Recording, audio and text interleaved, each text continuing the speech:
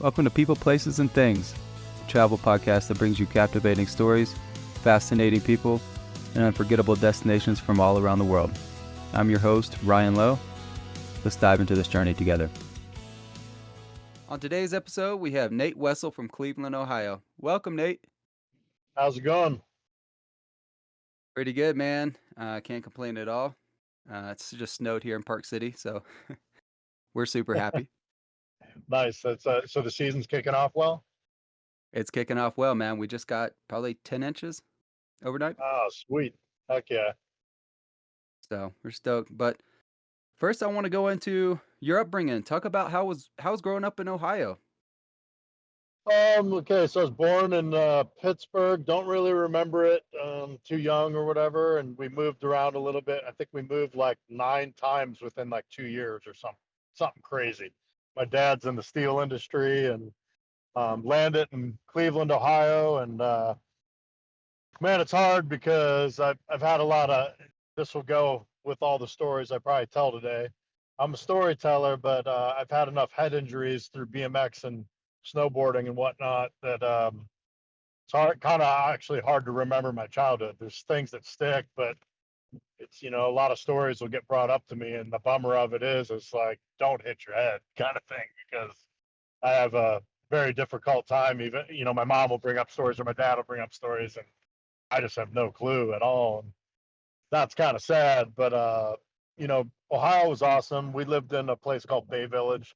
It's a suburb of Cleveland, probably 15, 20 minutes from downtown, and relatively just not a rural area. All the rural areas it's more suburban, and all the rural areas were around us and farmland and whatnot.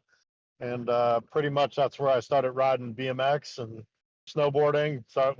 Grew up snowboarding on a trash mound at Boston Mills Brandywine, and that was my first job that I ever had, was a snowboard instructor. And so I don't know, just pretty much lived my high school life there. And as soon as I got into college, man, my traveling just started going off the charts. I went to Ashland University in Ohio and had a track scholarship there.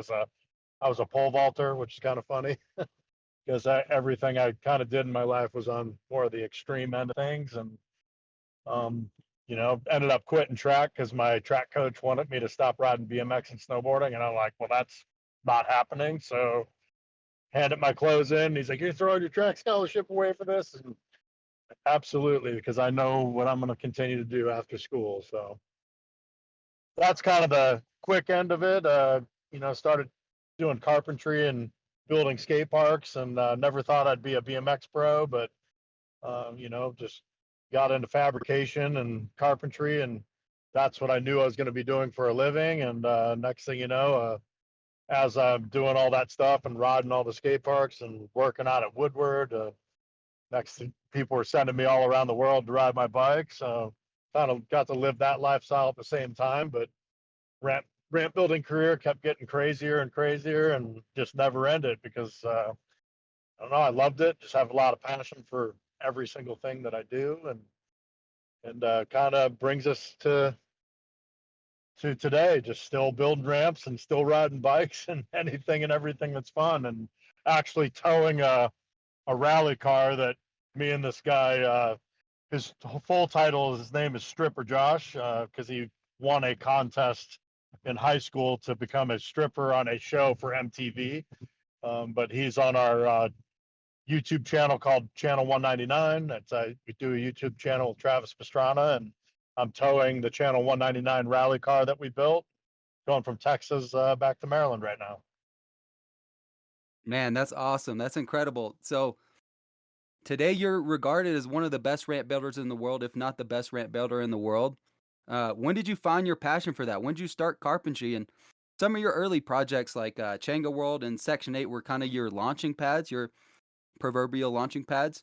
Talk about that experience and some challenges you faced building those initial parks.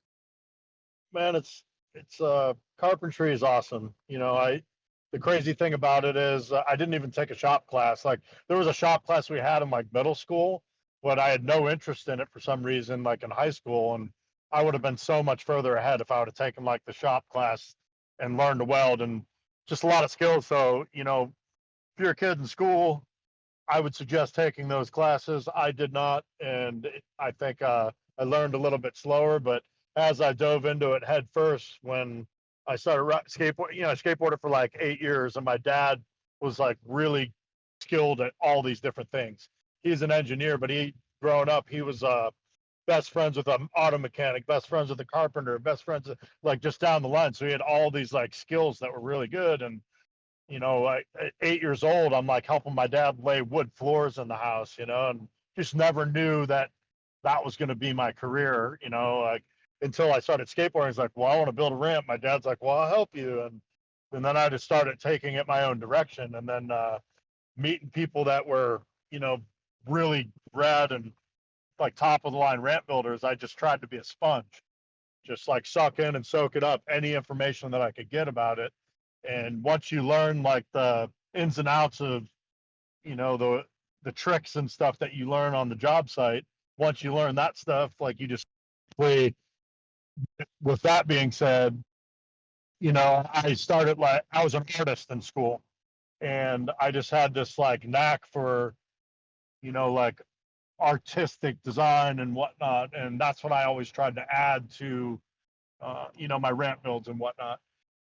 And being a skateboarder and a BMXer, I never thought it was even a possibility to be a pro bike rider, and where a lot of people were like, that's my goal. I want to be a pro, and they go all in on it. Me, I was like, I don't like contests. So I'm not going to be a contest rider. And at that time frame, that was the only way to really become a pro. I actually hated contests. So I was like, you know what? If I build these ramps and I make money at doing that, I can actually build the stuff that I want to ride and that other people want to ride. And I get to stay in the industry, make money, and I get to ride everything I build. What's better than that? That's just how I looked at it. And Changa World was the first. I built one skate park before that. It was in the little town Bay Village where I lived at. We raised a bunch of money, and Bay gave us a little area to build a skate park. And we built the ramps in my driveway, and a bunch of old school skateboarders helped build some ramps too. And went there and set the whole thing up, and held a contest there. And then I don't know, a bunch of jocks from that town, like I don't know if it was from another town, but they lit the thing on fire one day, and just like, so it was getting vandalized. So the city took it down. So it only really lasted like 2 weeks, which was a bummer. But after that, I built Changa World. That was my first skate park I had ever built. And that kind of set in stone for my future, what was going to happen. That park ended up being like #1 on this rider poll in Ride magazine, and it blew my mind because it was above Woodward, and like everybody held Woodward in the regard of like the best place in the world to go to ride ramps and learn and all this stuff. And then the first skate park I ever built, Changa World, in Ohio, in North Ridgeville, Ohio, like was held #1 above Woodward on this top 10 list.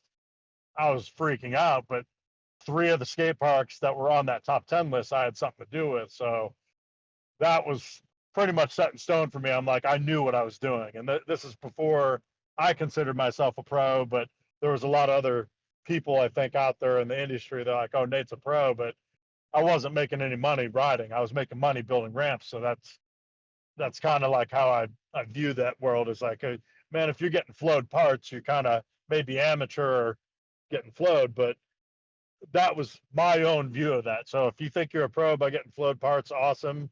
There are people like that were 10 times better riders than what I was.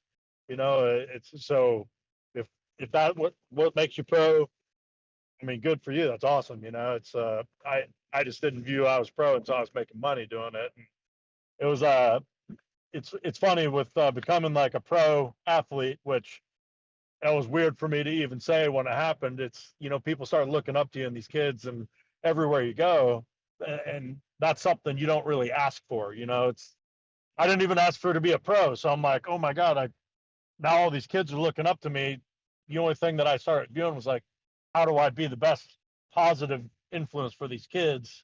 And as a ramp builder too, I think it's half and half, where I was a pro so long ago. I think there's people that knew me as a pro, but probably more people know me as a builder. than anything. And I'm fine with that. It's what I did in my past got me to where I'm at now. I'm not living on my past. I'm kind of in a spot where I'm here right now and I want to go forward. And, you know, those things happened then, but I'm just not trying to live off of them. I'm not trying to, hey, I did this, so sweet. No, I'm here now. Let's move forward. It's not. I don't really care what I did in the past because the where we're at in this current state and everything. I forget a lot of the stuff I did. So does it even matter? I don't know. If you looked up to it, sweet. I'm here, but I don't know. I'm kind of trying to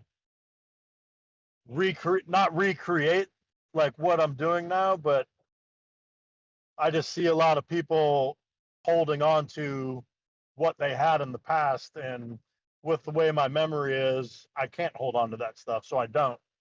And I just try to move forward. And, all the parks and things that I built and I learned from, I think that's what I don't know if I'm explaining this right or not. Like the things that like replay in my head over and over and over, like what I do for a living, basically, I almost don't forget those things. The other things that kind of moments in life and stuff, I forget. So it's kind of a short term, long term memory thing going on.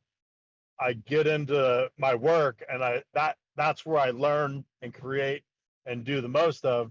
That's kind of why I live more in the moment of I'm here now and let's go forward. So um, it's hard to remember some of those parks even that I built. Like somebody will bring up a park that I might have done, and I'm like, oh yeah, I don't know. Or it's I just went to a place I built called Ohio Dreams, and it's called Stoke Run now.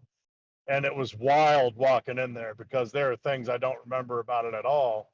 And that was a huge build that I did. And I haven't stepped foot on that property since I built it.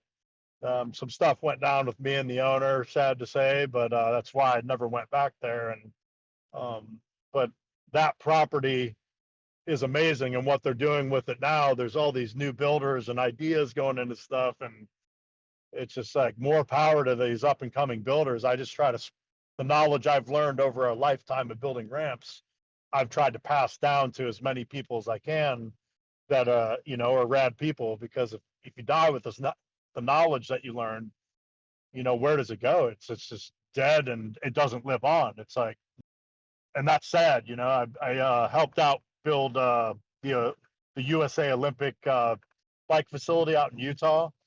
John Beathers was the main builder on it, but my friend Joe Serlin reached out to me. He's like, "Hey, would you help design this?" And I mean, to me, I knew my place in it. I'm not going to help create some like Wessel built or whatever design.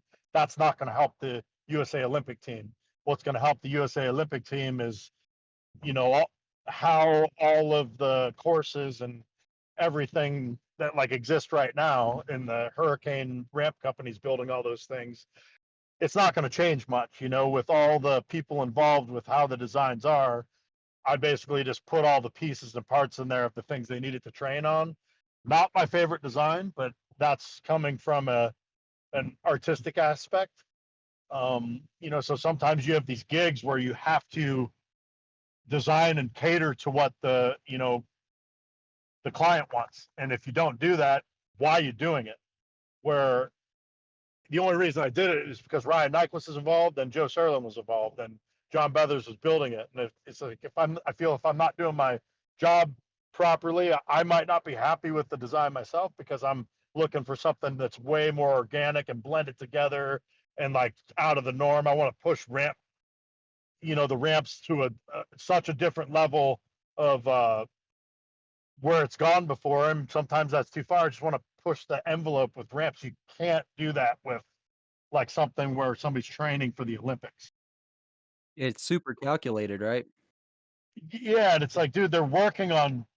I mean, dude, I could build some like organic, crazy art sculpture for them to ride, but that's never going to be on the course. They might figure out a trick on that thing you would never do, but the TV show at the end of the day is going to be shit, and it's not going to be it's not going to cater to their writing.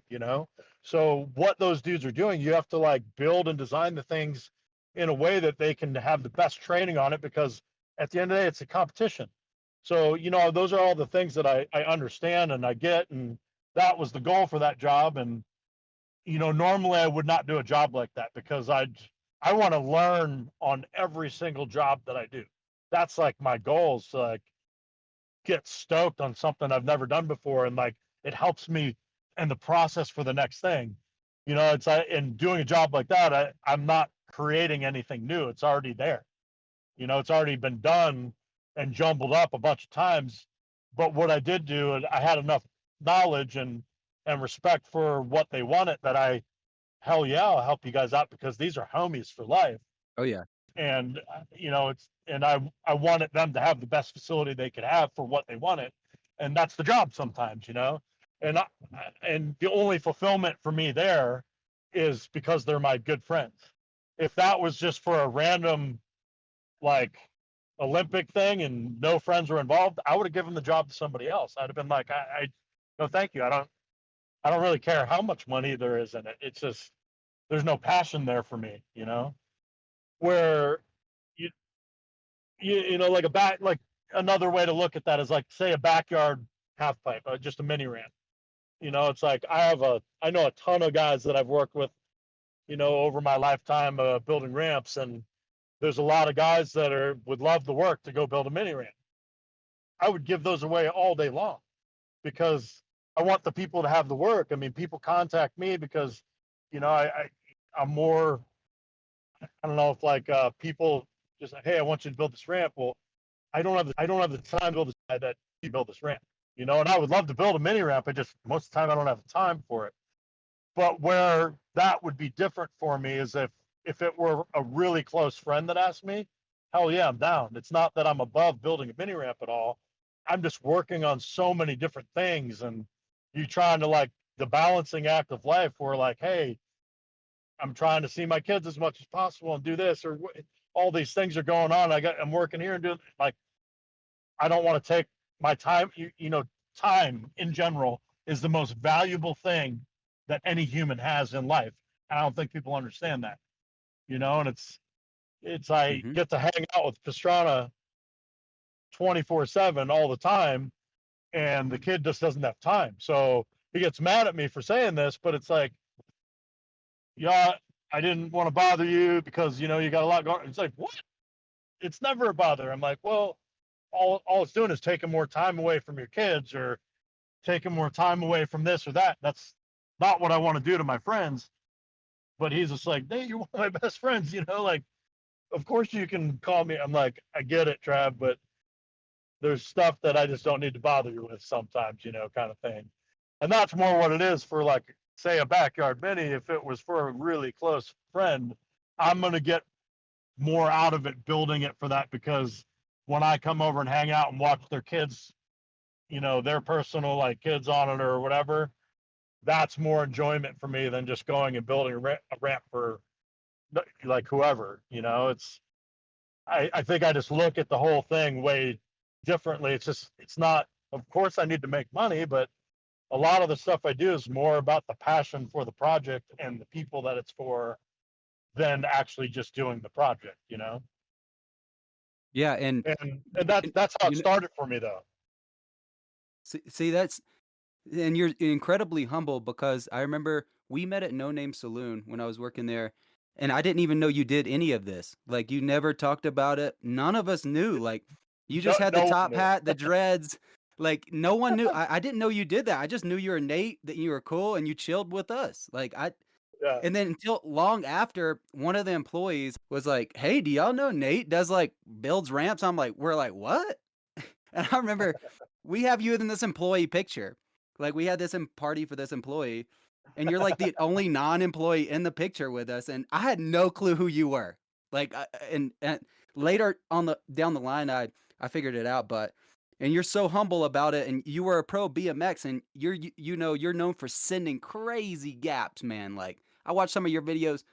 You send it crazy. Like, Yeah, I could never dream of it doing definitely something was like hard. that. It was definitely harmful for my health sometimes. But it led you to great things, and now you're living your passion, and you get to build ramps for Travis Pastrana, and you get to ride with these guys and get to and ever grow and just do new projects all the time. You're constantly doing things, and one thing you did is work on X Games. Like you had a big part in X Games, isn't that right? Yeah, that one's kind of funny, because they asked me the one year. Um, there was another ramp builder that was designing and building the stuff, and they asked me the one year, and it almost seemed like they were trying to get me to undercut the ramp builder that was there and get him out. And I was like, whoa, if like talk to this other guy, I mean, 'cause I really looked up to this other guy who's a huge influence on my life, like coming into the ramp building world. Like, if you talk to him about this whole thing, and they're like, well, what would you bid on this thing? I'm like, I'm not going to bid on it. And they're like, well, what do you mean? I'm like, if if you haven't talked with him and like worked this stuff out, I'm not going to come in and take a job from somebody. If you want to do this next year and like all that's been talked about and you want to use me next year, I'm all in because I'm already helping you design some things and things like that. And now you're asking if I want to build it. If you have not had those conversations, that builder does not know that I'm going to be doing this. I honestly don't want a part of it. I'll help you design whatever, and that builder can continue to build my designs. But if you physically want me to build this, let's wait a year. You guys figure your stuff out, and I'm all in. So the next year came around, and I had another stipulation. I wasn't trying to be a dick, but at the time that I came in, Dew Tour and X Games were both rivalry competitions, correct? And they were doing their own thing, other than they were very similar. That was the very similar, almost like, hey, we got a better course. No, we got a better course. I don't think either of them were better. They were literally almost the same course. And that's the problem I had with it, where there's these other genres of BMX and skateboarding that exist that could showcase all these same tricks, but you could do it in a different way. The problem I had with what X Games and Dew Tour was, it wasn't a problem at all. It was an amazing contest, and each had their own right to exist. But for two things to keep growing the same direction, one's going to go down somewhere. Is what I thought. And I told X Games, I'm like, look, if I'm going to be a part of this thing, I want you to let me change it into more of a flow course. I want to like start like bowling things in and really like blending things together. And the reason being is, if a kid wants to get into the X Games and be an X Games rider or a skater, where can he go practice that stuff? At the time frame, there were no parks that existed that had those X Games features. There might be an indoor skate park that one person built that was like one features like that, but it was like they made it bigger and better than, it was just for like these contest dudes, and that was it. So I wanted to change it more into like a flow style park, still have it be big, but you go to Canada or certain places and they have these concrete parks that already exist, of what I was talking about, where a kid could actually get a bike for Christmas or a skateboard for Christmas and go to the local skate park and have like, like the Dreamland and Grindline dudes, they're building these mental like skate parks back in the day that were concrete and all flowed together. And that was my idea. And then all of a sudden it would separate what Dew Tour was doing to what X Games was doing. Some people weren't stoked on that, and some people were stoked on that. First of all, it opened up a genre of riders that weren't getting invited to the X Games. And I was this core BMX kid that's the kind of shit that I wanted to ride. So straight up, it was my alley of, I wasn't going to do the contest myself, but hell yeah, I would go shred those courses after we were done riding them. I would not shred them as good as the guys that were coming there to ride them, because, dude, the top elite pros, man, whatever you throw at them, they can rip, on anything. And but it did separate the men from the boys. It threw a wrench in everybody's like riding style, because it was like stuff I was putting stuff on the courses that it wasn't out of normal contest, and they were like, damn it. So it really shook a couple people up. And I wasn't trying to do that, other than, I just was trying to open the door for, and if you look at what I did and where I changed it over 7 years, it still goes, it's that direction. the park course is a full flow bowl of what's, so I just saw it going that way. It wasn't rocket science. It's not like I came up with the idea and said, hey, this is going to change life. No, it was already there in front of our faces. It just now it opens the door. A kid can actually go to a park and, like, if he wants to be a pro, you can go ride these parks that already exist and come to the X Games and ride. Which I think is way radder, and honestly, like, looking at it's more attainable. And the reverse side of that, look at what mega ramp is. How can a kid ride mega ramp? Well, there's only very few people that have a mega ramp. Unless you got money, the only way you're going to ride a mega ramp is like building it your own. And it's like, or going and trying to meet these guys and actually getting into it and going, hey, this is my skill set. I've been doing this and that, and then you can fall into it. But a kid's not going to grow up on the mega ramp, just not happening, unless you go to Woodward and get to ride the mini mega, but some of these things are attainable for some people and some of them aren't, where you got to have some money to go to Woodward, where the concrete park is free to go to. So Right. that's, was my whole idea of, I'm sorry that long-winded, but there's a rhyme and a reason why I was doing all the things that I was doing, and it's kind of it's wild, and I've definitely pushed some things too far and had to, like, pull the reins back in on some of the designs that I did. But all of a sudden, 5 or 6 or 7 years later, dude, remember that course that you designed that was so ahead of its time? You could film a video part on that now. I'm like, yeah, I just pushed it a little too far that year. And it was like a little too gnarly for everybody. But now that's something that everyone would ride right now.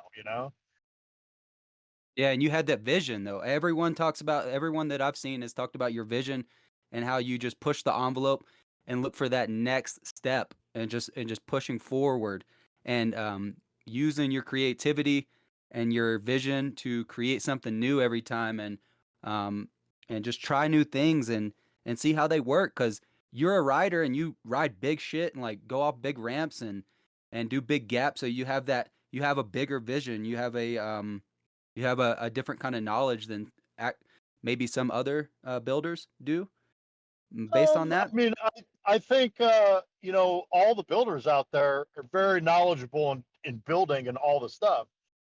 But I think the difference is sometimes a lot of builders aren't, like, you look at some companies that exist, and I just cut myself off. You look at some companies that exist that have a design team, then they have the project manager, then they have the builder. So a lot of times the builder doesn't even get to have anything to do with the design.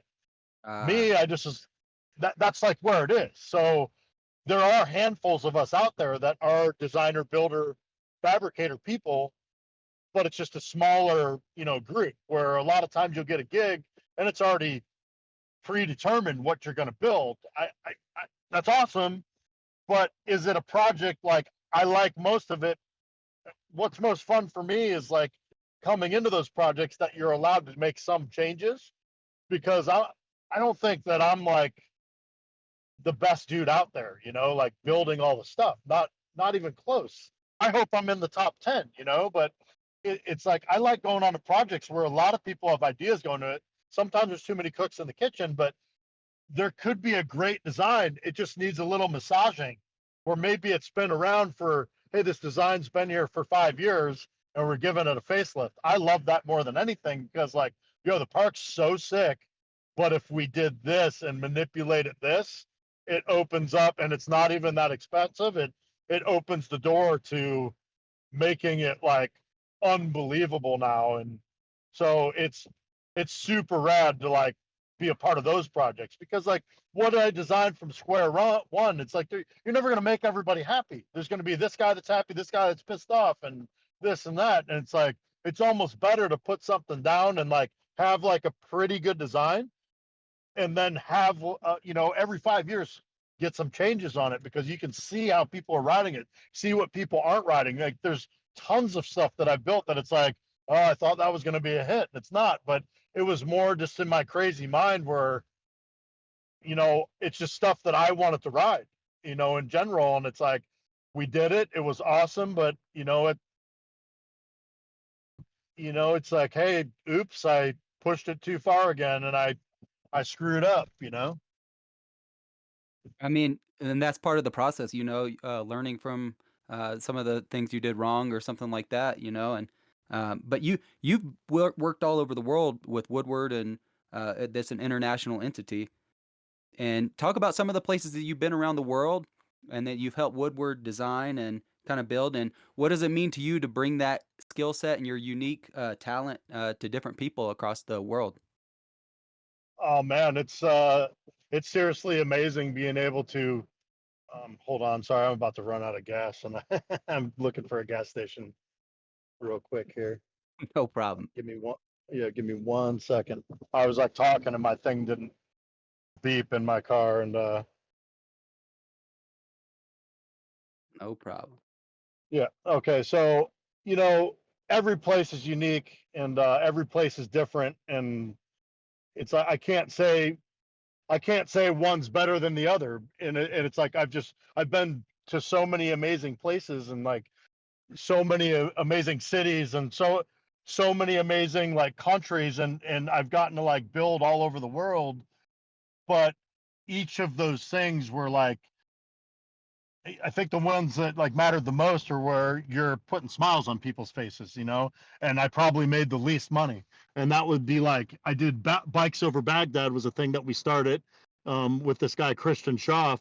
And we traveled all over military bases all over the Middle East, like super gnarly locations in like Iraq and Kuwait and like all these in war zones. And just, you didn't build like the best ramps in the world, but you built a show setup to bring a piece of like America over to our troops, and there's troops from like every other country over there that we're involved with, like the UK and all over the place. So we go there and we're putting on these shows for these guys, and that just alone, the reactions that you're getting from those things. I started, getting these DMs from guys like saying like, dude, I was about to cash my chips in, but like there's so much suicide in the military, 22 people a day, or it's like, or it's insane to me. And I feel so bad for those guys, but I got their backs. I don't think we should be at war or any of that stuff. I hate all of that stuff and all the politics about it. But not every guy like signs up for the military to go to war. They sign up because a lot of these guys don't have any other option. Like, hey, my cousin, he was going, there wasn't any great jobs, and he was drinking like too much and just getting in trouble, signed up for the military, and he turned into a different man. I mean, the military also can mess you up pretty bad, and they come back with PTSD and all these other things, but it's created lives and supported families and given guys insurance and done things for families that weren't available in their town. So it's like I would support any of those guys like that, and I felt like I was too much of a pussy to join the military, and how can I do my part? So I signed up to do these shows, and I went all in on it. And by going all in on it, I was able to make a lot of connections with these guys and keep doing military entertainment for almost 20 years now. And I'm driving from a friend's property right now that we've been doing since 2018. We go out to my friend's ranch. It's in Texas. He's got 30,000 acres. It's called Destination Nowhere. And I've been doing this trip since 2018. And it's the trip that I will not move whatsoever. I was working on Happy Gilmore 2 for 5 weeks straight, and I got asked to work 2 more weeks. I'm like, sorry, I'm going to my friend's ranch to go work on this thing. So it's like I'm giving up work to go support these special forces guys and do this healing hunt and like help these dudes integrate back into civilian life, and just show them that like when they come home, we're here for them. And we've taken these like special forces guys from every branch of the military, Delta guys and Rangers and Green Berets and just all these dudes, and we come together, a couple of them with nonprofit organizations, and they'll bring in some guys. So we'll have a bunch of guys that have been through it already, and they'll bring in some guys that really need this trip, and we show them a good time. And then I get my friends from 3P Off Road to give me a couple side by sides, and I built a track on the property, and I'll give these guys ride alongs and on the property, and then we bring a helicopter in, and we do some like coyote hunting from the helicopter, and help manage the stuff that's on the land. So it's a pretty amazing trip that I do every single year with these guys, and that's what I'm driving from right now. So it's a wild ride, man, and it's just I don't see it stopping anytime soon. That's awesome, man. That means you love our country. You give back to our country in a way.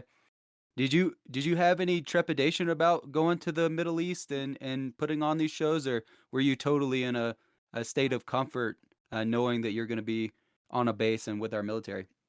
Well, I just since my cousin had like had told me like the stuff that he went through, I'm like, man, I will do anything that I can to get over there. And I didn't know much about it, and I basically was like, whatever, I'll come over, and I don't care what it takes, but I'll I'll do whatever it takes to like do these shows and whatnot. And I asked questions, and some of the answers I got back were pretty gnarly. Like, hey, any sketchy shit ever happen? Yeah, we get mortared when we're over there and whatever. The last trip my friend was on, he's like, oh yeah, still got shot at our airplane, and we had to make a emergency, they call it, but they dived the C-130 down. It's like had to do one on our trip because we were flying, and next thing you know, like a drone flew into our flight path. I don't know how that they even messed this stuff up, and it must have not been super close. But next thing you know, we're diving our C-130, and we don't have our seatbelts on. I look across, and I'm floating, and the dude across from me is floating, and he basically he just looks at me and smiles and pushes off with his feet, and he floats all the way up to the ceiling, and I start laughing, push off with my feet, and we're just, I mean, we're in this sketchy scenario, and we're just screwing off in the plane as we're dive bombing the ground, just laughing. Like, that's probably pretty stupid because we could have. I mean, you're in that situation. You're like, oh well, like what? It's that was more what it was like. I had some friends that went on that trip. They asked me, well, what happens if this happens? I'm like, dude, if you have any doubt in your mind, don't go. I chose personal people that I knew would give back on this trip like I would. But if you're stressing that, like, hey, we're gonna go over there and we get killed or something, then don't go. I don't know what to tell you. It's just I've yeah, it sucks to even thinking about it, but I'm at peace with it. And something happens, and we've been in some super sketchy scenarios over there. But at the end of the day, we've probably done 22 of those trips, and there was only like two trips that were pretty. One was really gnarly. The trip, it was. I mean, our base got hit that we were on, and our chaperone, his unit got hit coming back into the base, and people died that night. It was. We were all in tears. It was gnarly. Like heavy scenarios, It's just, and then we leave from there and go to this next base, and they're getting mortared, and like we're in the cafeteria getting mortared, and they're like, well, sorry, Nate, you probably can't. We were already late going to that base, and we were supposed to like build the ramps and do the show. They're like, oh, you probably don't want to, you know, probably don't want to do the show anymore. I'm like, no, I'll build ramps all night. I don't care. It fueled my fire even more to just make it happen. I don't care. I won't sleep. So I built ramps all night long, and we got mortared again, and I finished building ramps, and we did the show the next morning, like a day later than we were supposed to. And it's like, and to me, the people that showed, it was unbelievable how many people showed up to that show. Um, it was on a different level, dude. It's hard to even put into words, but those, and that was for every man and woman that's over there doing their thing and fighting for our country. Even though most of the wars, I believe, are pretty senseless over there. There's people that are put in those positions that have no control over, other than, hey, I got to do my job, and this is what it is right now, and it sucks. So I did my job too. Absolutely, you gave back, man, and that's incredible. And a lot of people do, get to just have the opportunities we have over here and continue to live a more life that's full of opportunity and freedom, and especially when it comes to speech. Like me having a podcast like this, I'm able to say what I want, and you are too. Like I love that. And dude, I would not be able to do the job and be driving the car that I'm driving for if there weren't the sacrifices that happened before I was even alive, and I don't think people really realize that, and I I would give back anytime, and that's why I do the thing I'm doing with these special forces guys. It's guys that really need it and that have really gone all in for our country, on all levels, and that's the space I kind of live in now, and I'm grateful. It's for every day of my life, because if it weren't for those dudes, things wouldn't be the way that they are, and we wouldn't have the jobs that we have. It'd be a whole different ball game. It would. It would totally be a different ball game, and that's amazing that you're able to give back in such an incredible way. Go over there and do it here domestically. You're able to take these guys on hunts because PTSD is an issue that a lot of people don't know about, and a lot of these veterans deal with every single day. Their mind is just tormented with the past and these traumatic experiences, and they have suicidal thoughts and nowhere to turn, no camaraderie when they come back. So giving that camaraderie back and being able to go out on this big ranch and hunt and feel like they're part of a community that accepts them is, I think, a huge game changer. 100%. So I mean, you are pushing the envelope in motorsports and in every aspect, but especially with Travis Pastrana, and you helped create Pastrana Land. Tell me a bit about that. Um, Man, it's Pastrana Land's like it's amazing. It's just Travis. Hold on one second. I got my GPS went off. I'll answer that in 1 second. Yeah, no worries.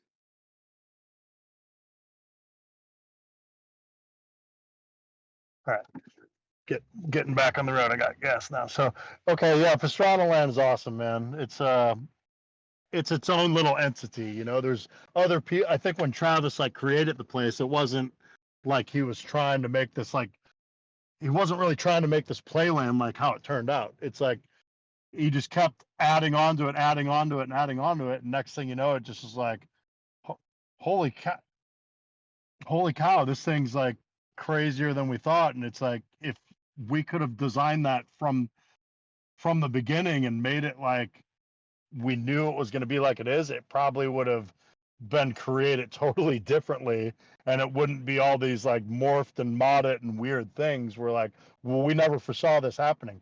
Who knew that Travis was going to take it to the level he did and change what the motocross and rallycross and like the whole world of motorsports? Who knew he's going to flip it upside down and take it as far as it did? Because if he didn't, I don't know anybody else that would have. There'd be people that are always doing stuff, but when he started changing just the trajectory angles and the transitions of the motocross ramps, he got a lot of flack for that. Like people just, well, no, there's these four ramps. You have to do it on these four ramps. Travis was like, motocross FMX is done if you keep the same four ramps. It's like, there's so many more things that you're going to be able to do if you play with the scenarios. It's how I always looked at the skate park world. It's like you take a quarter pipe and just a very bland example. There's always going to be ramp progression or skateboarding and BMX riding progression on just a quarter pipe. You're going to constantly learn like these things on this quarter pipe, correct? Well, there'll be times that you learn a ton of things because maybe you'll unlock some new whatever move and whatnot. But there's also going to be times that it's going to be like very slow, and it, and in that respect, that's where I believe that ramp progression comes in. So you take like ramp progression and you design something that is outside the box, and maybe you can only do one trick on it, or maybe you can do a million tricks on it. But my idea with the ramp progression thing is like designing it and catering to something that's like an idea or an art form where no ramp exists that's like that. You look at it and go, what the heck? Some people are going to, what the hell is that? What do you even do? Other people are going to be like, oh my goodness, I never in a million years would have thought of that. And I could do this on it. And it creates a trick. But after that trick is created on this weird obstacle, and I only got the thought process from Tim Payne and like street riding, because you go out street riding and there's this all this organic like concrete weird banks. Like, why would you ever put that there? Well, they're not putting it there for riding. They're putting it there for structural purposes or whatever. And then you get to go, you know, you're the artist now. You get to paint the canvas on this world that's out there and whatever. And that was my thought process, like, hey, how do I design and think of some ramp that, and like I said, I push that envelope too far sometime, but I'm trying to create these scenarios that are different than just the quarter pipe to make up new tricks on and stuff. But that also, after you learn it on that new ramp, now you're going to be able to go back to the quarter pipe thinking differently and go, holy shit, I can do this now. Right. So it just broadens the spectrum of thinking in general, and that's all I want to do. I mean, I just want to live in that space, and me building mini ramp after mini ramp after mini ramp, I can't live in that space. So I want to live in that space. So I really try to get outside of that box and work on projects that are going to do that, and it makes that fulfills my heart and fulfills my brain, that I'm actually using my brain, because me just sitting around building the same thing over and over and over again, uh, that's the death of me, because I literally will go downhill real quick and I'll be like full depression, if I'm. But it sucks saying that, because it's like the best job in the world. Well, why would you be depressed doing that? And it's, I need to be creating. I just feel that anybody can do, this ramp or this setup. Go get that person to do it, and I need to be fulfilling it a different way. That's what my brain needs. Absolutely. And you're part of Nitro Circus as well, right? Funny thing. There's a funny thing about that. Not really. Um, I've done a couple things for Nitro. It's very few and far between. They've asked me to do a couple things. I've done it. Everything that like people think that I've done for Nitro, I actually did for Travis. So Travis would come to me with an idea. Hey, what do you think of this? And it was Travis's own money, and we would design some new ramp. We'd do all the testing at Pastrana Land, and we'd dial it in. Some ramps would take first try. Some ramps would take, hey, back to the drawing board a few times, re-weld this, change this angle, do this. And then once we were happy with what it was, then I would send the plans to Nitro, and I had already gotten paid at that point. Travis paid me to do that, and I'm like, hey, this is free knowledge. And Travis like, hey, send that to Nitro. Cool. I'm like, if you're good with it, hopefully you're getting your money back, Travis, because you should charge Nitro for those plans now, which he didn't do. Travis is just like, no, man, I'm good. But Travis did all of the legwork, put all of the heart and the energy. And I don't know another human in life that has helped more people in the world, including myself. He's done more for me than any other human on this planet. And whether he knows that or not, I would do anything for that dude. I'm towing a car for him right now, and I'm like, yeah, I'll go get it, because it was going to cost too much to do it every other way. I'm like, well, I'm going down there anyway. I'll just bring it back to me. Who cares? That's how did you meet Travis? We knew of each other. I didn't know that at the time. I was the BMX director at Woodward, and Travis came to learn backflips on our foam pit, because we had one of the first foam pits that existed. Gary Ream and Ed Isabel, the owners of Woodward, basically came to me and said, hey, Nate, you think you can build this foam pit? Well, it's already existed, but only in the gymnastic world. I'm like, yeah, I mean, I don't see why not. We just need to try this and do this. And there's been an evolution of the foam pits and resi pits. We built the first foam pit for action sports. I forget what year this was, but Travis then, soon showed up at Woodward, because he also wanted to get a foam pit at his house, and he came there to work on backflips on a mountain bike. So I was like, "Whoa, Travis Pastrana's here, sick!" I was already a fan, of course. I walked up to him and I'm like, I tried to introduce myself. I was like, "Yo, man, I've always been a fan," and I as I tried to say my name, I'm like, he's like, "You're Nate Wessel," and I was like, confused. I'm like, "What?" He's like, "Yeah, of course. You know, FMX dudes always watch all the BMX videos. Where else are we gonna steal our tricks from? You know?" I just like, I'm like, I don't know if you're stealing any tricks from me. I don't got nothing to steal, man. And but I was stoked, and we were like friends ever since then. He won the X Games, and he won all this money this one year, and he calls me up and he's like, "Hey, you want to come build some ramps at my house?" I'm like, "Are you serious? What?" He's like, "Yeah." And next thing you know, I'm designing and building ramps at his house, and it was seriously, it's been an amazing life with him. Like since then, it's like my favorite thing I do every year is anytime he'd call me, because it's like at over my whole career, my career's been awesome. It's been so great designing and building for all these different people, all the companies I work for. I wish all of them success, and I hope they continue to flourish in every way, and but I always, how this question started was like, all around the world, what's your spots and what are those like and what's your favorite thing?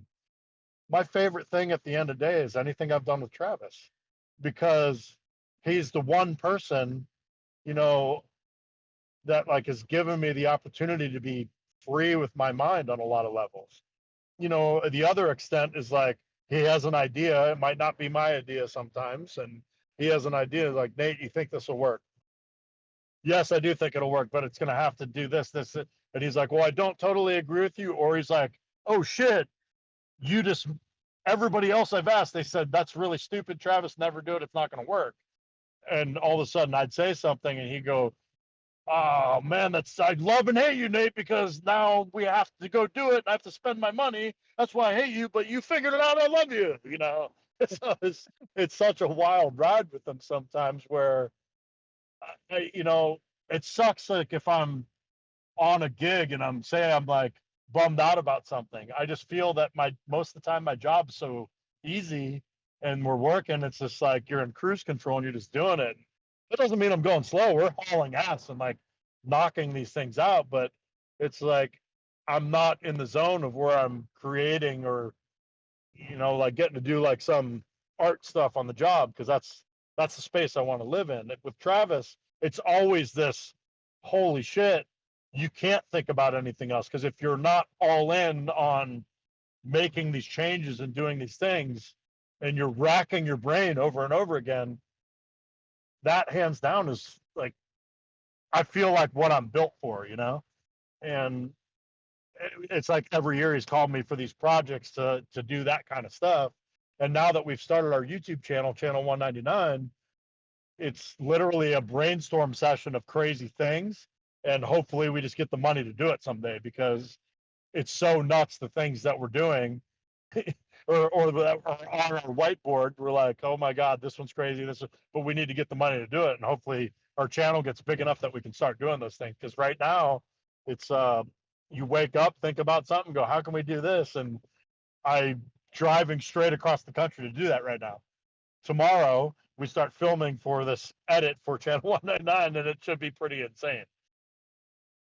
That's incredible, man. That's Yeah. insane. Yeah, I mean, you're always starting a new project, and it seems like Travis Pastrana, I mean, you guys work so well together because you both want to think outside the box and be creative, and that's kind of like where the core values like between you two like kind of flourish and you feed off of each other, right? Well, here's what it is in a nutshell. Here's Pastrana Land. I'm give you one example, but it can go across the board with everything. We take stuff that might have happened already, but it's not so much like improve upon it. It's this scenario right here. He calls me one day, "Hey Nate, you know those like backyard like rope swings that like you see like people like hook a leaf blower up to and they put their kid on it and they blow them around?" I'm like, "Yeah." And he's like, "You think we can make one of those for adults?" And I start laughing. I'm like, "Why don't we just get a paramotor?" And he goes, "What's a paramotor?" I'm like, "You know those like wings people fly with in the sky, and they have like a airplane propeller connected to their back?" And he starts laughing, and he goes, "Buy one." I'm like, "Okay, done." So I looked online. I went and bought one, and that's what we did. But I also bought the most powerful leaf blowers that were on the market, and we had his kids on there and put two of them in this, like, we had a Can-Am seat hooked up to this rope, and we had them blowing around in a circle. It was pretty funny. And then we put the paramotor on there, and it was death defying.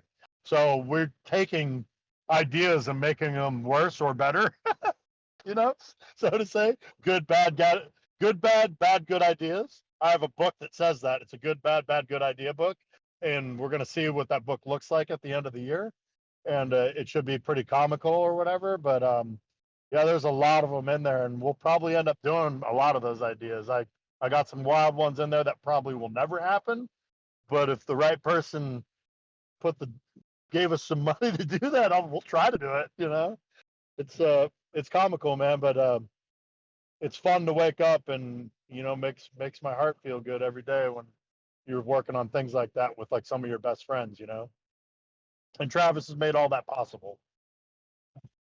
That's incredible, man. Like, I can't wait to see where Channel 199 goes, and um, I will be tuned in. I I can assure you that. And you participate in these things too, right? These stunts. Yes. Yep. And you've been injured many times. You've had 14 major surgeries, countless injuries. Can you tell me about like the most traumatic experience you've had, like in anything, like as far as getting injured?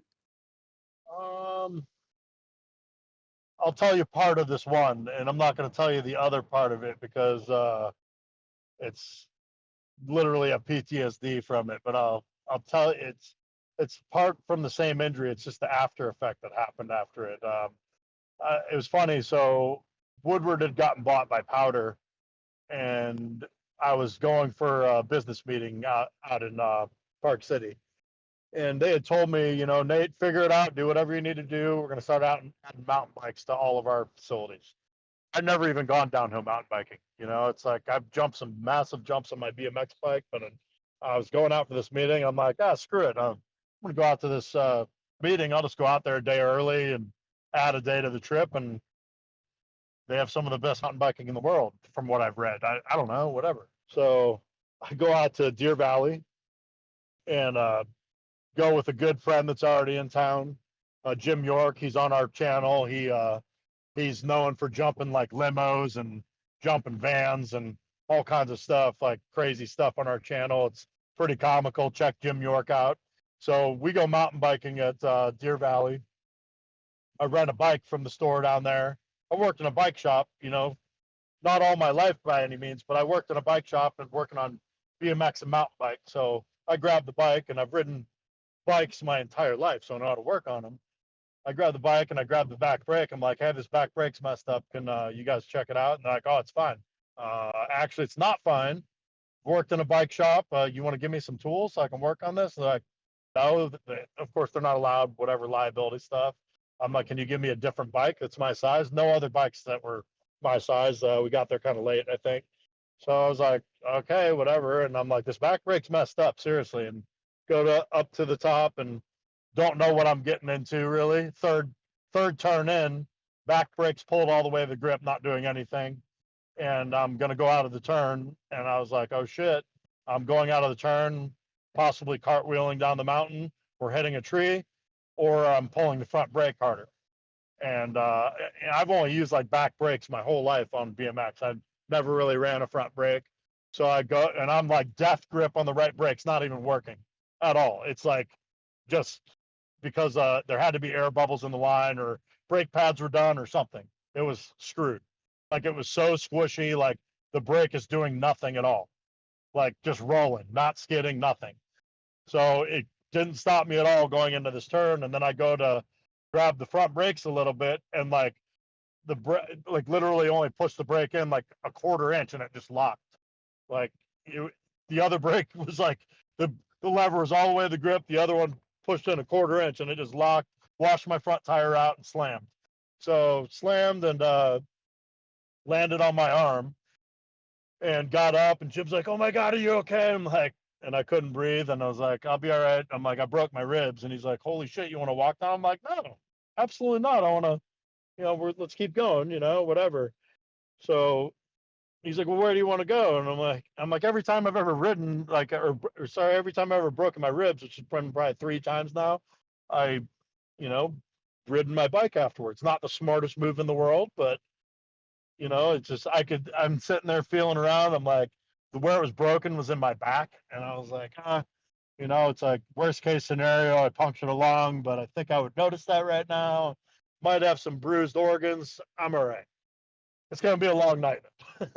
So we start going down the hill. I'm like, let's go this way. It's like, that's the biggest jump line here. And I'm like, and who cares? Jump through the jump line, then we go down and we take 7 more laps. That was stupid also. Please don't do this. If you ever slam like this, don't ever do this for anybody listening to this. So I'm just being a total moron because I have a high tolerance for pain and whatever, and not realizing that I'm bleeding out and had no idea. So at Deer Valley, you either take the lift out or you hike out, So I'm like, I don't want to be a pussy and take the lift out. So we hiked out. I'm not having problems breathing out. It's the altitude, whatever. It's fine. And then we ride down, return the bikes, and go down to Black Rifle Coffee because I'm homies with all those dudes. And Matt Best and JT are all getting on a podcast, and Matt's looking at me and, "Hey, you're looking a little pale." I'm like, "Oh, I'm gonna go lay down in JT's office." I set my alarm because I'm supposed to pick somebody up at the airport, a colleague for work. And luckily, I set my alarm because I woke up and I was like, "Man, I could sleep for like 45 more minutes." And I'm telling this all to the doctor when I got to the hospital, and he's like, "Dude, who the hell are you? Like, your organs are shutting down. Like, your body's like shutting down. Why would you?" I'm like, "I don't know. I had no idea. I thought it was just gonna be a long night. I didn't feel like I was in that much pain." And I've never taken pain medication for any of my surgeries. So just to give you an idea, I never taken any of it. So I'm not on anything. Never done a drug in my life. It's like I drink a little bit, but it's like I don't. I'm not on anything. So I'm sitting there and sit up, and I was like, "Oh, I'll check myself out," and I like sat up, and my left collarbone felt like it was going to explode. Just so everybody out there knows, collarbones are basically connected to your nervous system. So if you damage an organ, like say you damage your liver, your right collarbone's gonna hurt. You damage, you know, something like. And the only reason I know this because Brian Howard, professional skateboarder, was riding BMX at Woodward, and he like landed on his handlebar and lacerated his liver. Didn't know it, but he's like, "Man, I didn't land on my collarbone, but my collarbone feels like it's broken. It's like exploding." And there was this happened to be a doctor's like at Woodward, heard what he said. He said immediately go to the hospital because he's bleeding out, and it was like really close. So he went and got fixed at the hospital, and drove myself to the hospital. I get there and I'm like, "I'm pretty sure I'm gonna need surgery like tonight." And they just looked at me like I was some crackhead, and they're like, "Okay, whatever." I'm like, "No, like there's all this stuff going on. I think my ribs are broken, whatever." So go to give me this X-ray, and I passed out, held my breath and passed out, held my breath again and passed out. Okay, so for me to get to this next step, I'm like, I knew I was going to have to get this X-ray, and I'm like, "Please take the X-ray." So he took it and they got it, and I go back out to the thing. The lady comes in, "Yeah, there's nothing wrong with you. You have no broken ribs." I'm like, "Listen, my ribs are broken. When I do this," and I was like, put my shoulders forward. I'm like, "My ribs are gapping apart. I feel it. I don't care about my ribs. I care about what's going on in here. Like I'm really messed up." And she's like, "What do you want me to do?" I'm like, and I was arguing with them. I'm like, "Please just give me a CAT scan." She rolls her eyes, and she's like, "Okay, whatever. Bring them back." And I was in so much pain. It was unbelievable by now. And it's the most pain I've ever been in my life. They put me on this like metal table, give me this cat. I don't know if it's a metal table or not, but put me on something that hurt really bad. Gave me this CAT scan. They came back lose like, "You're fucked. You're oh my God, like you're getting in a trauma unit right now." And I'm like, I mean, I've been trying to tell you this. They couldn't. I was like bleeding out. They couldn't believe how messed up I was. And they were just like, "What are you on right now? You have to tell us what you're on." I'm like, "I'm on nothing. I've done nothing. Like I'm injured, and I know I need surgery." So they put me in this trauma unit, and they're like, guys are like, have you ever been in a trauma unit? I'm like, no, what's that? When you wake up in the hospital? I'm like, because I've done that before. And they just looked at me like, who are you? I'm like, I've had some bad accidents. So I show up at this other hospital, and there's like 30 doctors there. I'm naked already, and I'm like, this sucks, you know. And they're like, you ever had a catheter? I mean, I don't know. Do you get that with most surgeries? And they're like, well, what surgeries you had? And I start listing them, and they're like, oh yeah, you've had a catheter. I'm like, yeah, but how would I know? I mean, you're knocked out by the time you're going into the room, you know? And they're like, oh, well, this one, you're getting this one right now. And I'm like, oh, Jesus Christ. Yeah. Holy And shit. then this like super hot nurse walks in. I'm like, yeah, it's going to be her. Right. And then she's like, oh, I'm sorry. And that's like, why does this keep happening? And she put my catheter in right there. It was not awesome at all. And yeah, and then my body was so poisoned with blood, my potassium level was so like high, like that they couldn't do the surgery right away. So I passed out from the pain. I wake up going to the like into the surgery room, and they're just like, "Yeah, Nate, you know we're going." I'm like, "Okay," and then I passed out again. The next time I wake up, I'm freaking out. I'm going, why does my ribs hurt so bad on this side? There was like no pain there before. What I didn't know is when I fell on my arm, I broke two ribs in my back, and I fractured all the ribs down my whole left side, and I didn't know that. So the I didn't have a punctured lung, but I landed so hard on my ribs that it left a gap of air that they totally missed, a gap between my lungs and my rib cage. Soon as they went in to touch my spleen, because my spleen was a verging on a fourth degree laceration, and they're like they take them out at a fourth degree, but they've learned that like they need to try to save them. So 45% of my spleen is not usable, and the other percentage is still working. So they basically touched my spleen. As soon as they touch it, both my lungs collapse on each other and I flatline. So I'm like, and they weren't ready for that, and emergency pneumothorax, and they were freaking out because they had, what did we miss on his CAT scans that happened, because they just went in to operate and all of a sudden that happened and they shifted gears, and when they put the tube through my side, it like messed my ribs up even more. That's where all the pain was from. And they're just like, as soon as they started telling me that, I just shut my mouth. I was like, every time I've ever had surgery, I've just been like, oh, they'll fix me. Who cares? I'm not saying that no more, man. So it's basically died in the hospital, and yeah, that was in Salt Lake. So that was probably my wildest, most traumatic experience in the hospital, and it was ongoing after that for a while, and that's other reasons I don't want to get into. So. Oh my god, man, that's traumatic, and that's the most extreme. You literally died. Yeah.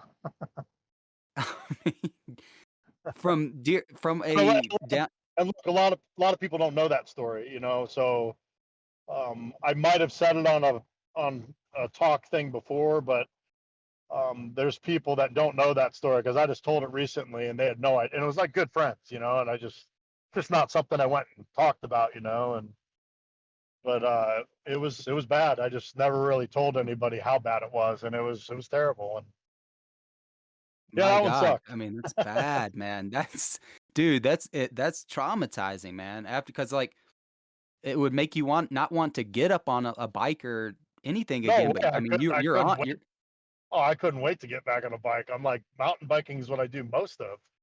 And you know, I ride BMX still, but like literally I fell in love with downhill. I mean, it was, you know, it's like like I called it out. The brake was messed up. I'm not saying I wouldn't have crashed, but I I'm pretty good at crashing. Like I can slam and get out of stuff, but when something mechanically fails on your bike in a scenario where you need that thing, it's but those are the risks that we take with driving. And you know, I you know, recently just raced a side by side at the Nitro Cross in Richmond, and you know, I've dreamed of racing like Baja trucks and things like that my entire life, and I'm finally getting the opportunities to get in some cars and getting some side by sides. And Travis has like made all those things happen, where it's not just something like, hey, I think I believe I can be good, or I mean, I think I'm an okay driver just because every time for some reason it connects and I can make the car do somewhat what I want it to do. I just know I have a lot to learn. I'm by no means like some amazing driver. I feel like I can drive them, and I went and did this nitrocross, and I got fourth place with all these professional drivers. I was like, Oh, holy shit! I didn't know how I wow. stacked up against anybody, and it was an amazing time, man. And it's hopefully it opens more doors to do more rad stuff because that's one of the things I do even for this veteran thing I do on this property. We bring a race buggy out there and I give these ride alongs on a track with like 70-foot jumps and all these different things. And I give these guys like we're drifting like 80 miles an hour on these like roads back there that are just so fun, like Baja and stuff. And it's I love doing it. I love the seat time. That doesn't mean I need to be racing. I just love the seat time and I just want to keep honing my skills in. And it's something where kind of that thing that I told you where when I'm in my happy place when I'm creating and doing and progress, it's basically progression for me. If I'm progressing at something, that's life to me. Life is progression for me because I will, whether that's like me and you talking and getting to know each other better, that's progression. I'm stoked on that. If I'm working on a design that it's the same design and just mixing some stuff up, but it's like I'm not learning anything from, and it's just like, hey, do this cookie cutter thing. That's the death of me. That's death. Somebody else can do that. I need to live. I need life. I want to keep existing. I just feel that's why I exist is to do those things.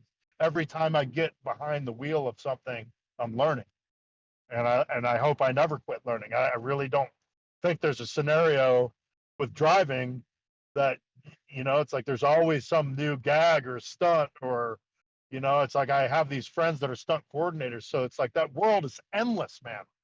You can start adding those elements of like how Travis does the gymkhanas and all those things. You can start adding these built elements and things into it, so it's endless. So it's like that's my happy place. Literally, it's never going to end, and I love it, and it's like with BMX for me, that's ended. I I'm not like some terrible rider. I'm not as good as everybody else, but I'm not progressing on my BMX bike anymore at all. Like I can have fun riding and I have a good time and it's awesome, but there's no progression there for me. So yes, it's fun, but that's not life to me. Like I get on a mountain bike, I feel like I can still scare myself and push the limits of and learn things that it's like I don't know. It's hard for I mess up taking turns. Let's put that for instance, like where a BMX bike, if you take a turn on a mountain bike like a BMX bike, you're going to wash out and die. And so that was a learning curve for me on some levels on how to I'm still learning that stuff because I always try to run too much pressure in my tires and all these things and whatnot. But I'm still learning, so I'm still living. That's awesome. You're such a passionate person and just move forward and push forward in such a unique way and keep trying to find new things. Like uh, a lot of my friends think the same as you, like, hey, I've done this with skiing or whatever it may be, and then now downhill mountain biking is the thing, or this is the thing, and that passion. Your family must be so proud of you. Your family, man, too. You have kids and a wife. Talk about them a bit, I and what do they think about you I you have an pushing the ex-wife envelope now. like that? Or I ex-wife, have an ex-wife, sorry. I have an ex-wife now, but she's an amazing mother. Um, it's like things happen between the both of us, whatever, and we have four amazing kids that if there's any accomplishment that I could name in life, that would be the all-time greatest thing that I've ever done. It's having those four kids, and there's nothing that tops that. Kids will break your heart in 1 second, but when you're the most down and out and on the face of the earth, they can also bring you out of that, and kids are the best thing on the planet, man, and youth is king. And hopefully I get to spread all of my knowledge that I possibly can down to them, whether they retain that or not. And hopefully that will help them move forward and live the lives that they want to live, because anything's possible when you put your mind to it. And, it's like my kids are amazing, and I love them more than anything in life. Sometimes I don't think they know that, but, they get to ages where two of them are at right now. And, it's like I was just as difficult, if not worse, and I've apologized to my parents tenfold, and I won't quit apologizing because how hard headed I was. So it's I brought my all my kids came out to the Nitro Cross with me, and I got to share that experience with them. There's actually a pretty cool story about the number that I chose. So my daughter Nyla rides motocross, and I got her a bike, and she's on a KLX 140 now, and she's not like racing or nothing like that. She just has some like rad trails and property to ride on, and she just loves dirt bikes, and she fully follows Supercross and all the riders. Totally loves it and super into it. So it's not just some fad of her getting onto a bike. It's like she's all in.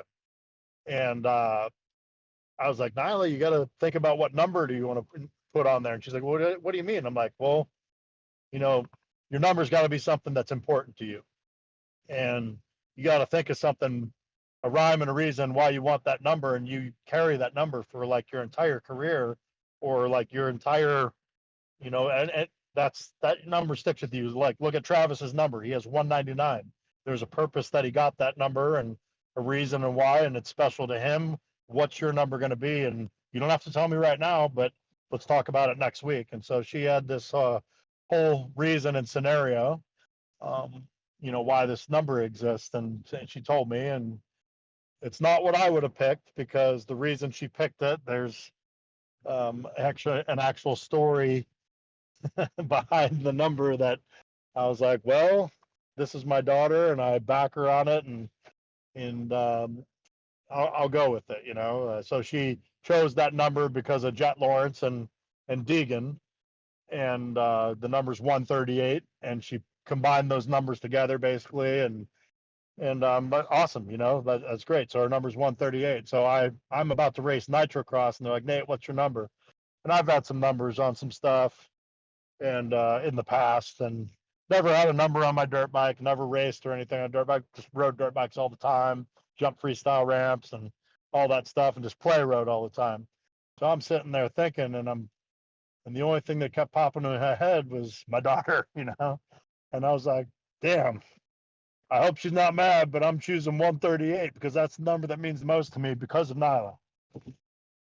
And so I got to race with her number, and she got to come to the event and see me race. And like, I basically put my all in that race for my kids and Nyla, because she goes through some hard times and some depression and things like that, and in school. And I just wanted her to know that in any situation, I got her back, no matter what it is. The hardest time in the world. Hey, if you screwed up so bad you're in jail, I got your back. Like, let's figure this out together. And that was a hard one night for me growing up when my dad was picking me up from jail. I did something real stupid and 15 years old, and that basically changed my entire life at that point. And that's when I started riding BMX. So BMX saved my life and gave me that outlet of all my angst and aggression and everything I put into that bike, and that's why I got good. And if that's Nyla's outlet, then I wanted to do that, and I got her back times 10. So that's the story of that number on my Nitrocross car, and I got fourth place in front of my kids, and it was like, holy shit, it was pretty amazing. That is amazing, and I bet they're proud. I bet they're very proud, and they look up to you, and I could see them doing amazing things as well, having the Oh, influence that you they're, do. they're all gonna do it. Just the combination of stuff that came from my ex and me, like, there's they're all gonna do something amazing. It's gonna be awesome. That's awesome, man, and I'm sure you're a very proud father as well. I mean, you literally do everything. You design, you fabricate, construct. You're equipment operator, driver, artist, project manager, consultant. You do Literally everything. I mean, you were just saying you were working on Happy Gilmore too. I mean, you're all over the place, man. Like, It is all over um, the place. I'm a very proud father. My daughter, my oldest daughter, Addison, she's driving now, and they're all my kids are smarter than me. She made honor roll like every year, so I'm blown away for how smart my kids are, and she made it on the homecoming court and all these things, and it's like I didn't even know what that meant. Called me because I'm like I didn't know, I didn't follow that stuff when I was in high school. I was like, what's that even mean? She told me, it was like, holy shit. So I went out to the game, and I'm blown away. My kids are amazing, man. They're destined for great things if they put their mind to it. It's, if you work at it, you can't just sit back. Where I see a lot of society and younger generation not putting the work and the effort in, but they want what comes out of the hard work. They see the people that have put the work in. They're not seeing the work, they're seeing the outcome. Oh, I want that. Okay, well, put that hard work in. I know Addison's worked her ass off at everything she's ever done. And it goes to show, making the honor society and getting that award. And she is destined for great things. yeah, that's incredible. But she has your headstrongness. Like that ability and that drive. And you're right, man. A lot of people these days see the social media influence of like, here's the picture of what the outcome was. Here is what happened. Yeah, Well, they don't see all the hard work, man, all the like the struggle, the lessons and failures and then you having to pick the pieces back up and put them back together. People don't see that, man. man. Most of that stuff's a facade, though.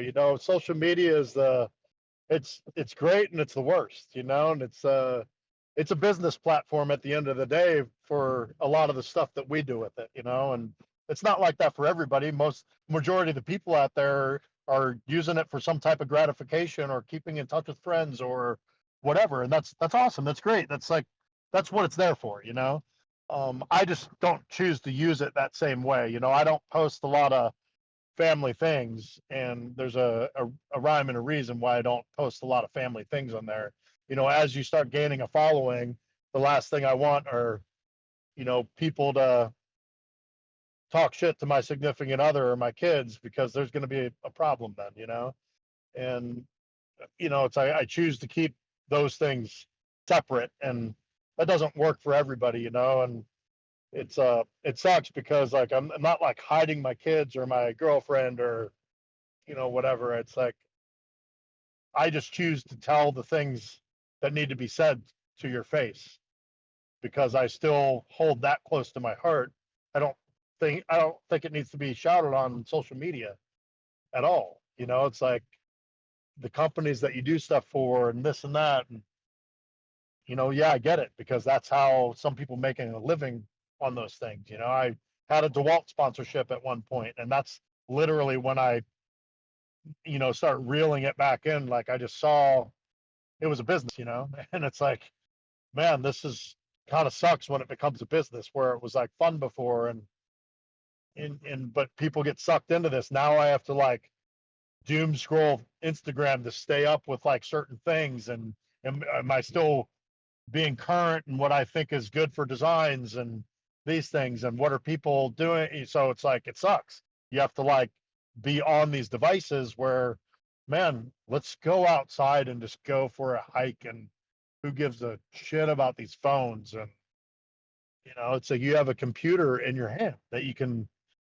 It's just at your fingertips that you can get knowledge and information immediately, but it's also you can get bullied immediately too. And it's going to suck when you start reading the statistics of how many kids are bullied and go commit suicide.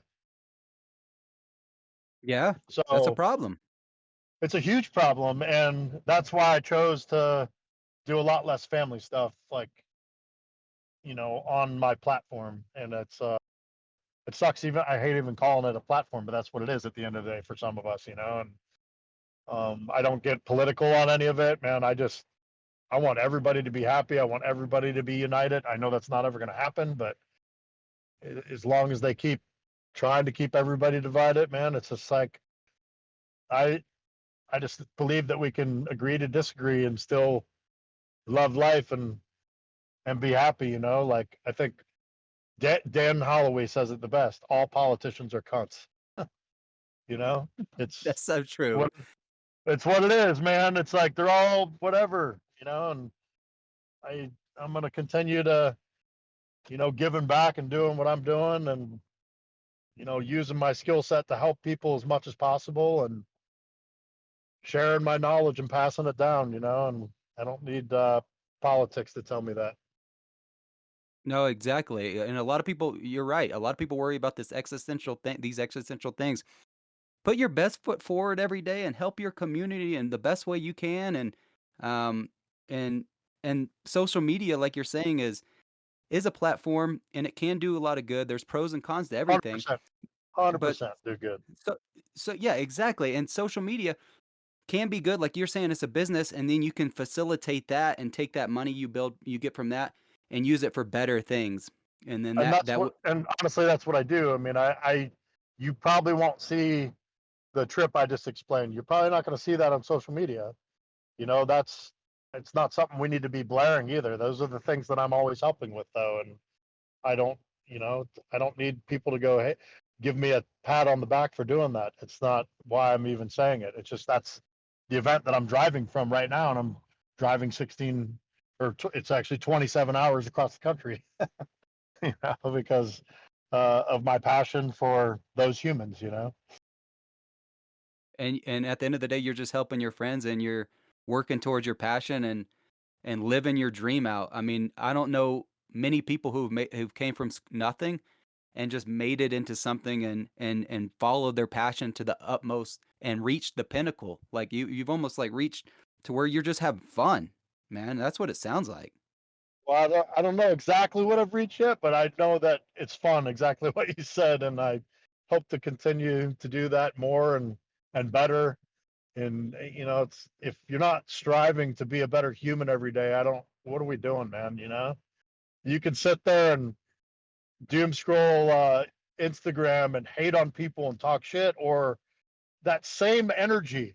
It would actually take less energy to like do something more positive. Why even put the hate out there?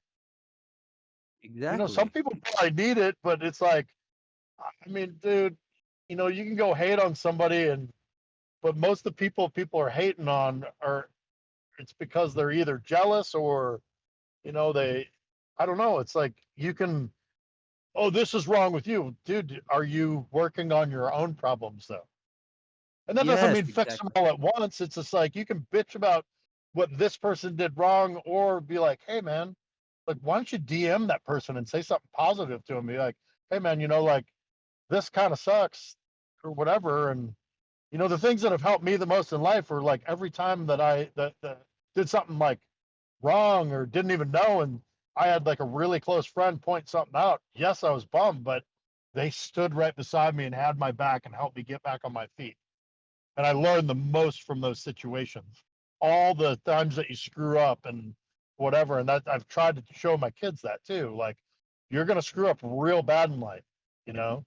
It just hopefully don't screw up so bad that you're committing any kind of felonies, because those are hard to come back from. Don't do that. Like be smart. And when you do Yeah. screw up and mess something up, learn it, because there is a positive, even if the only positive is like, I know what I don't want to do again, or I know what I don't want anymore. Or, like if that's the only positive you can bring out of it, at least And, Oh, it's like exactly. out of all those situations, I just try to become I'm not a perfect human, and I'm not the best human. I want to become a better human every day. And I'd like to do that with my family and with my friends as much as possible. And that balance of life is so hard with work and climbing back out of holes and all of that stuff. And it's you're gonna miss out somewhere. There's always something you're gonna miss out on. And live life to the fullest, and get on it. Time is the most valuable thing in life. 100%. And none of us are perfect. And just to be a better person and try to build your friends up and build the people around you up. That's all you can ask for, your family, whatever you have around you.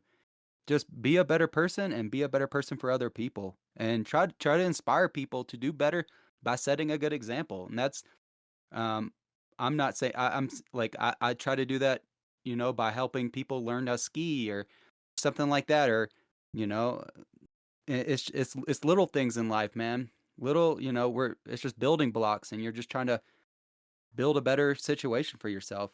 And that's I mean, just smile at people, you know? yeah, It's not hard, just give a smile at people and be like, just say, "How are you doing today?" Maybe you'll get a shit response one time or whatever, but just smiling at people will make people happier, you know? little things, man. It's the little Little things in stuff. life. And I meant to say something with one of the things I said. It's like if you got a bunch of crazy shit going on in your life, that doesn't mean attack all the problems that you got going on at once. That'll give you so much anxiety, it'll crush you. Take things one day at a time, one step at a time. You can't fix it all at once. It's like work on the one thing one day, work on another thing another day. Work on that one thing and tackle it until it's gone. You're not going to snap your fingers and just like make it all better in a day at all. It's just but one step at a time, and don't overwhelm yourself ever with trying to crush everything at once because it's not happening. You'll make yourself even crazier. 100%, man. You know, and I think we should wrap this up soon. And I wanted to say I really appreciate you coming on, man, and like spending your time talking with me. It means so much to me. Um, because our time is the most valuable possession we have, and 100%. for you to come on and speak with me, I'm truly honored, man. I'm honored that you reached out to me, man. Seriously, I was stoked. I was like, all love, much love to you for anything and everything that you're doing, and really stoked that you reached out to me, man. Man, I truly appreciate it again, and I can't say that enough. And I'm stoked to see where you're headed, and I'll be tuning in. I tune into all of your stuff anyway, but um, I'll post all your links below, and yeah, man. Thank you for the advice, and I hope all the listeners gain some a little bit of insight into you and who you are and what you're about and where you're going, man. Because it's endless. It's unlimited. It is definitely unlimited. Just that, it's a new day, and the sun rises every day. So you know, you take if that's the only positive thing you got, start looking towards that. Don't blind yourself, but like there's positive stuff in every single day when you wake up, and it's whatever hole you're in. There's somebody that has your back somewhere, hopefully. So I've just me like I've chose to surround myself with amazing humans and people that I knew had my back like I had theirs. And if you surround yourself with people, it's you're gonna get. If there's people that are doing bad stuff or into drugs or whatever, that's I don't know. Is that what you're gonna get into? I just choose not to be around that. I got, the people use the term friend or friendship very loosely. I probably have more acquaintances than I have friends because somebody that's a friend to me, they literally, I will do anything for you if you are my friend. And I know that, you don't have to do anything for me. That's not how I look at friendship whatsoever, but me, the person I am, if you're my true friend, I got you, and I would do whatever. And I'm not looking for anything in return, just be a friend. And if there's ever a time that, you know, just within the last like 4 years, I've had to make some calls and I needed help, where I couldn't help myself. And I just wanted to, get healthier in my mindset, all those things. I went through a bunch of brain scan treatments and had so much head trauma and stuff. And my friends had my back when I needed that. And it was a rough point in my life to go through, but it's been a positive day ever since then, and that's why I put out all the stuff that I do, and we raise money for like the special forces guys coming back because if they can get into some of these treatments and go through these processes and whatnot, you're saving lives and helping people that are some of the best on the planet that have made America what it is. It's I'll do that stuff all day long. So I hope everybody liked what had to be said, and if you didn't, well, I still love you. Exactly, man, and I hope, I'm able to hang out with you, sometime, and hopefully we can hit the slopes here in Park City at some point. I would absolutely love that, man. Would love to take some laps. Absolutely, man. Thank you, Nate, man. I appreciate your time, man, and, good luck on your journey, good luck on your road trip. Thank you. Thank you for all the knowledge you've been able to drop and, sharing your story. Heck yeah. Folks, always remember, the world is your oyster.